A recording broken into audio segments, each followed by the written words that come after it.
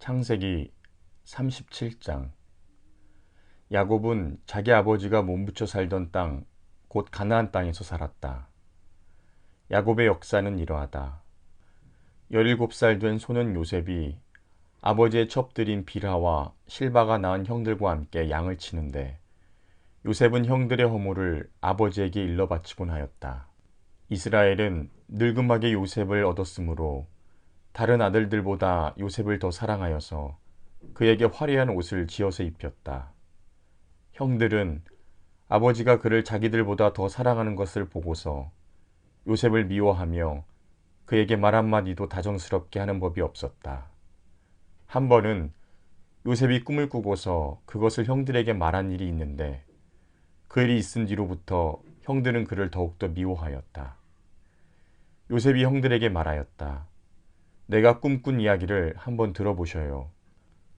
우리가 밭에서 곡식단을 묶고 있었어요. 그런데 갑자기 내가 묶은 단이 우뚝 일어서고 형들의 단이 나의 단을 둘러서서 절을 하였어요. 형들이 그에게 말하였다. 내가 우리의 왕이라도 될 성싶으냐? 정말로 내가 우리를 다스릴 참이냐? 형들은 그의 꿈과 그가 한 말 때문에 그를 더욱더 미워하였다. 얼마 뒤에 그는 또 다른 꿈을 꾸고 그것을 형들에게 말하였다. 들어보셔요. 또 꿈을 꾸었어요. 이번에는 해와 달과 별 11개가 나에게 절을 했어요. 그가 아버지와 형들에게 이렇게 말할 때에 그의 아버지가 그를 꾸짖었다. 내가 꾼 그 꿈이 무엇이냐? 그래, 나하고 너의 어머니하고 너의 형들이 함께 너에게로 가서 땅에 엎드려서 너에게 절을 할 것이란 말이냐? 그의 형들은 그를 시기하였지만 아버지는 그 말을 마음에 두었다. 그의 형들은 아버지의 양떼를 치려고 세겜 근처로 갔다. 이스라엘이 요셉에게 말하였다. 내가 알고 있듯이 너의 형들이 세겜 근처에서 양을 치지 않느냐? 내가 너를 너의 형들에게 좀 보내야겠다. 요셉이 대답하였다. 다녀오겠습니다. 이스라엘이 요셉에게 말하였다. 너의 형들이 잘 있는지 양들도 잘 있는지를 가서 살펴보고 나에게 와서 소식을 전해다오. 그의 아버지는 헤브론 골짜기에서 그를 떠나보냈다.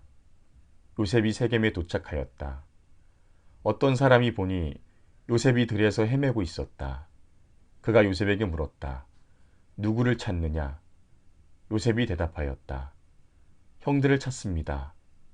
우리 형들이 어디에서 양을 치고 있는지 나에게 일러주시겠습니까? 그 사람이 대답하였다. 너의 형들은 여기에서 떠났다. 도단으로 가자고 하는 말을 내가 들었다. 그래서 요셉은 형들을 뒤따라가서 도단 근처에서 형들이 있는 곳을 알아냈다. 그런데 그의 형들은 멀리서 그를 알아보고서 그를 죽여버리려고 그가 그들에게 가까이 오기 전에 음모를 꾸몄다. 그들은 서로 마주보면서 말하였다. 야, 저기 꿈꾸는 녀석이 온다. 자, 저 녀석을 죽여서 아무 구덩이에나 던져놓고 사나운 들짐승이 잡아먹었다고 하자. 그리고 그 녀석의 꿈이 어떻게 되나 보자. 르우벤이 이 말을 듣고서 그들의 손에서 요셉을 건져내려고 그들에게 이렇게 말하였다. 목숨만은 해치지 말자. 피는 흘리지 말자. 여기 들판에 있는 구덩이에 그 아이를 던져넣기만 하고 그 아이에게 손을 대지는 말자.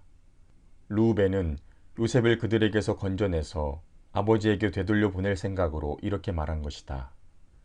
요셉이 형들에게로 오자 그들은 그의 옷, 곧 그가 입은 화려한 옷을 벗기고 그를 들어서 구덩이에 던졌다. 그 구덩이는 비어 있고 그 안에는 물이 없었다. 그들이 앉아서 밥을 먹고 있는데 고개를 들고 보니 마침 이스마엘 상인 한 떼가 길라앗으로부터 오는 것이 눈에 띄었다.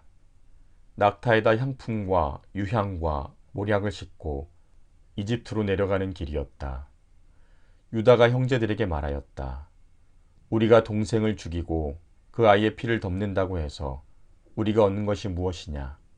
자, 우리는 그 아이에게 손을 대지는 말고 차라리 그 아이를 이스마엘 사람들에게 팔아 넘기자.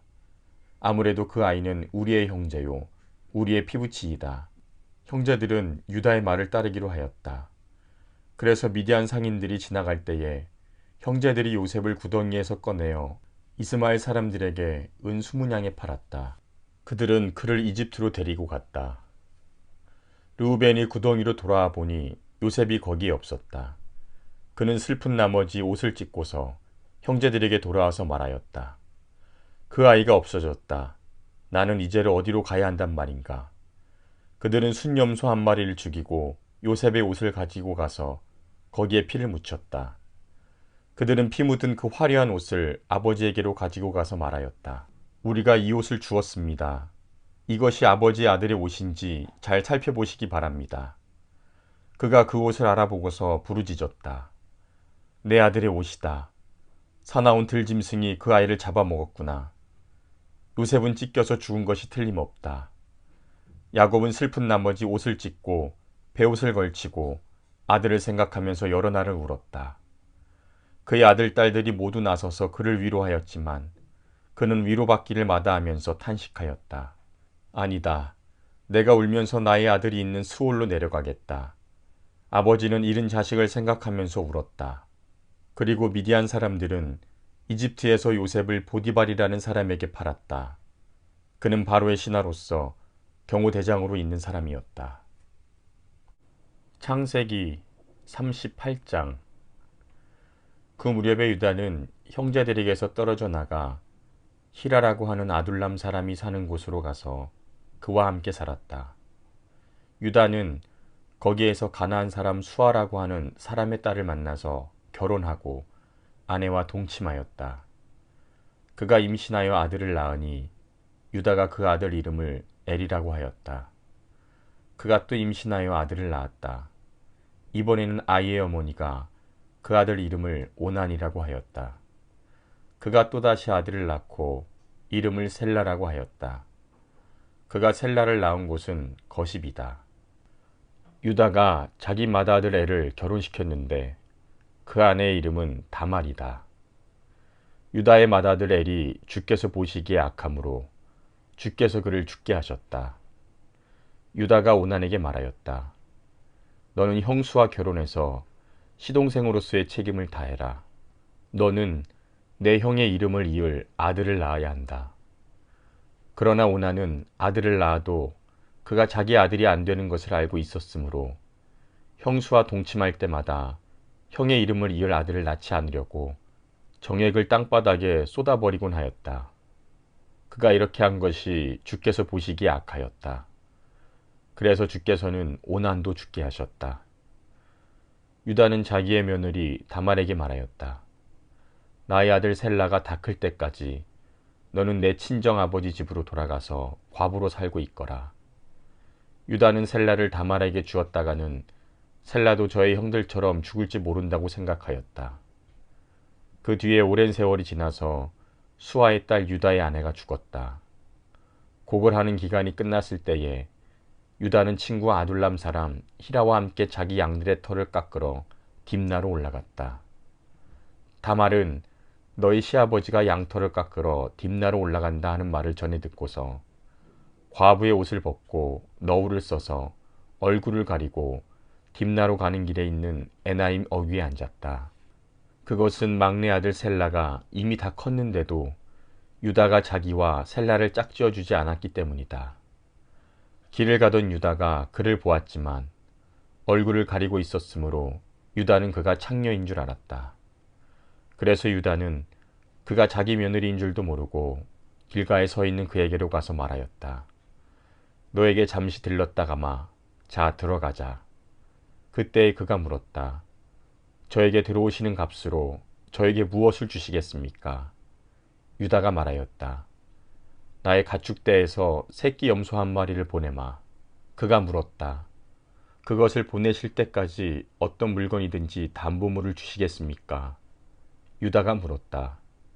내가 너에게 어떤 담보물을 주랴? 그가 대답하였다. 가지고 계신 도장과 허리끈과 가지고 다니시는 지팡이면 됩니다.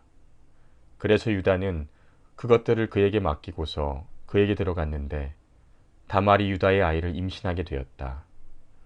다말은 집으로 돌아와서 너울을 벗고 도로 과부의 옷을 입었다.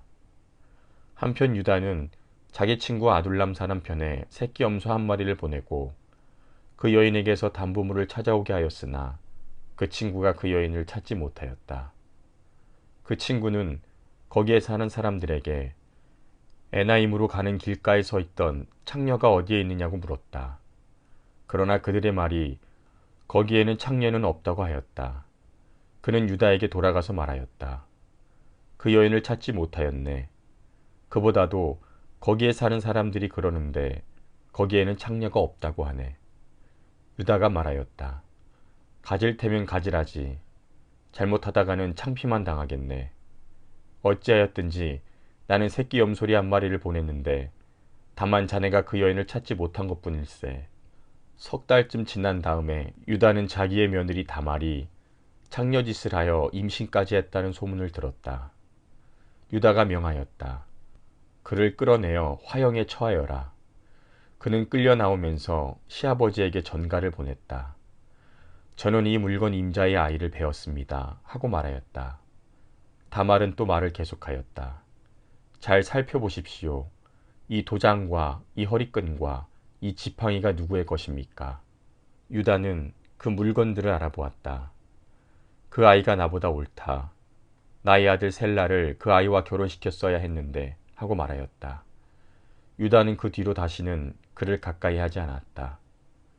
다말이 몸을 풀 때가 되었는데 태안에는 쌍둥이가 들어 있었다. 아기를 막 낳으려고 하는데 한 아기가 손을 내밀었다. 산파가 진홍색 실을 가져다가 그 아이의 손목에 감고서 말하였다. 이 아이가 먼저 나온 녀석이다. 그러나 그 아이는 손을 안으로 다시 끌어들였다. 그런 다음에 그의 아우가 먼저 나왔다.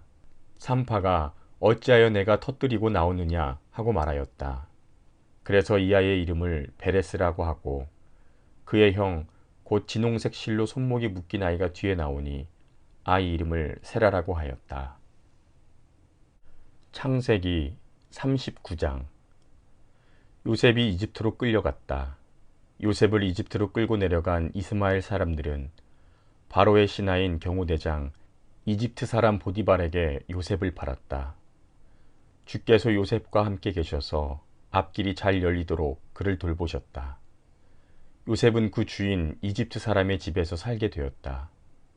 그 주인은 주께서 요셉과 함께 계시며 요셉이 하는 일마다 잘 되도록 주께서 돌보신다는 것을 알았다.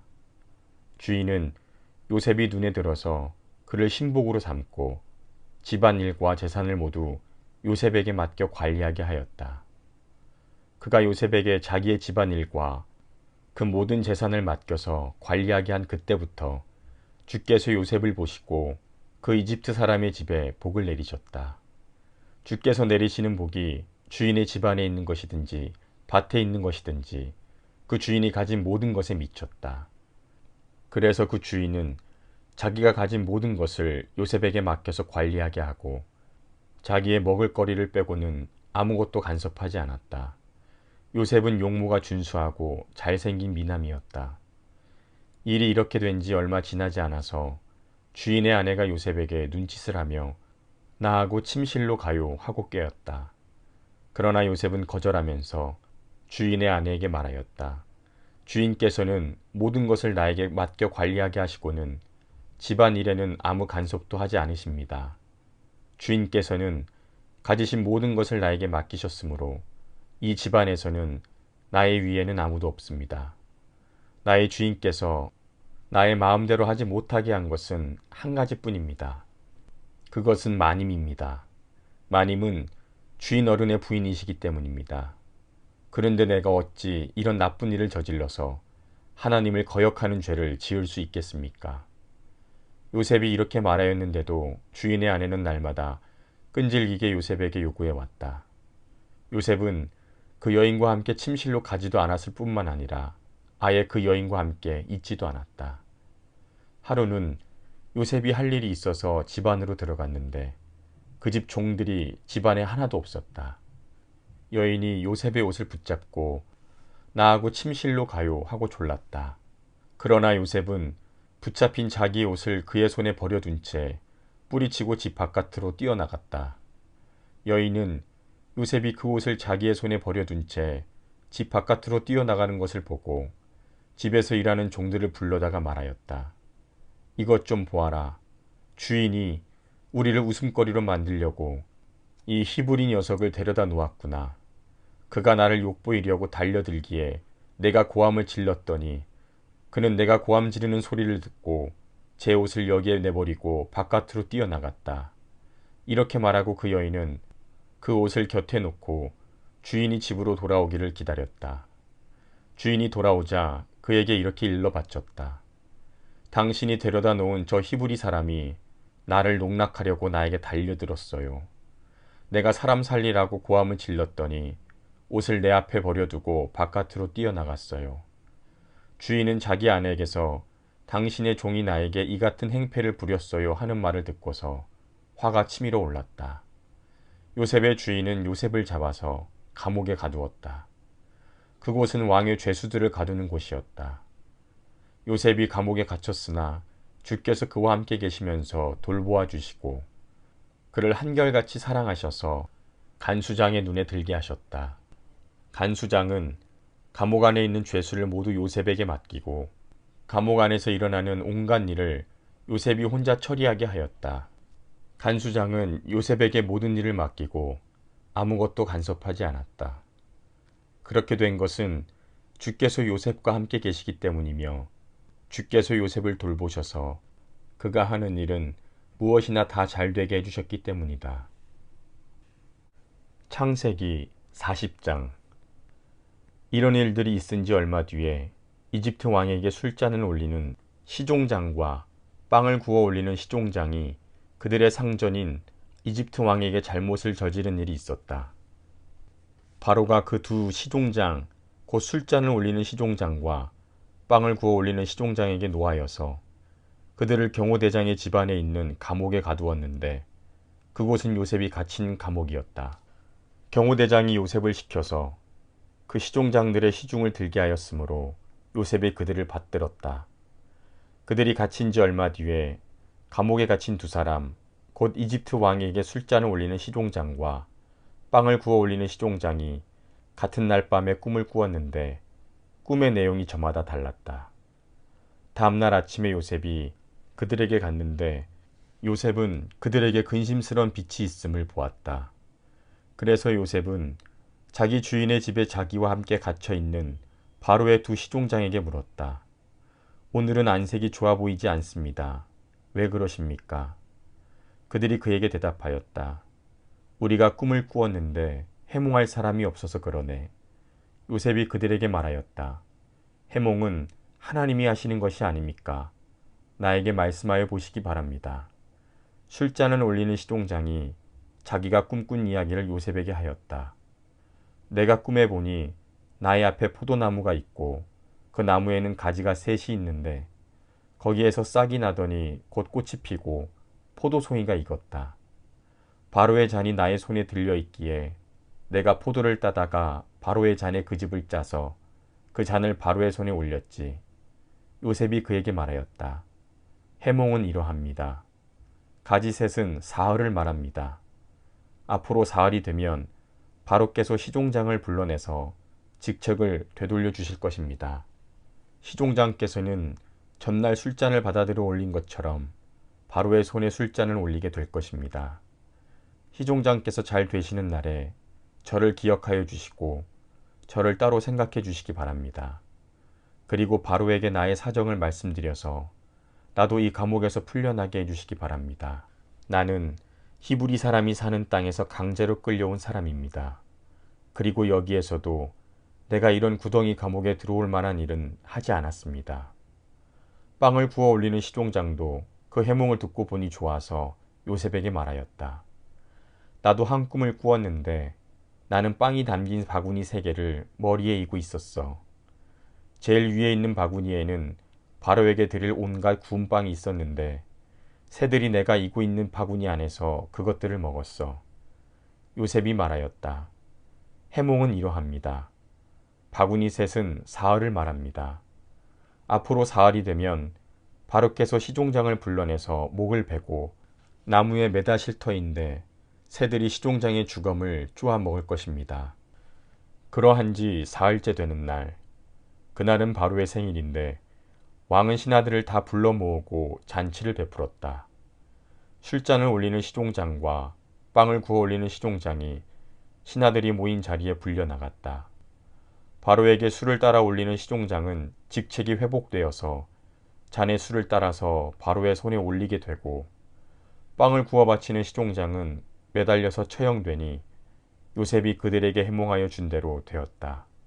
그러나 술잔을 올리는 시종장은 요셉을 기억하지 못하였다. 그는 요셉을 잊고 있었다.